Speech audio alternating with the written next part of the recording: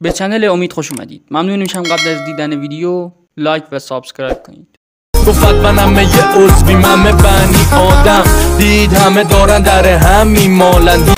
هی چه خبر بچه ها؟ اسم من هست کیودی پای. کیر منم نیستی ببخشینو. امیرعلی یکی از واینرهای اینستاگرام. خواهش میکنم.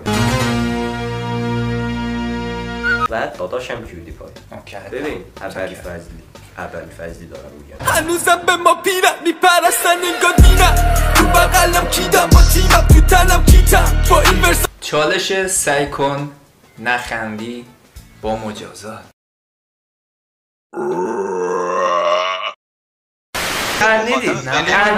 خندیدی آقای کیوان. یک کیوان چیه؟ کیوان من چرا هی به تو میگم کیوان؟ کیان ما اون موقع که این بازی اومد در یه جنگ بودیم، جنگ تحلیلی. ما تو خط مقدم بودیم، وقت نشد بازی کنیم. دنبال تاریخ بگردی تو دست پای زخمی آهنگای ما. چی؟ برعکس گرفتم؟ نه بابا درستش این دریه. ببین من خب میفهمم کلام. بس فکر میکنی من چرا اینکی شدم؟ خیلی زدی.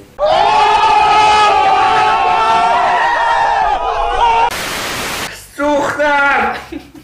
پرچم کجا بودی؟ اسارکی کردم. پرچم اسارک من کرج بودی بالا.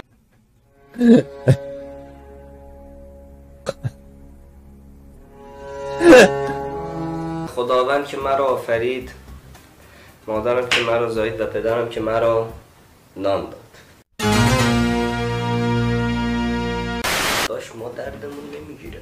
از چشمت داره اشک میاد بیرون. خیلی زدی. خیلی بیادبی.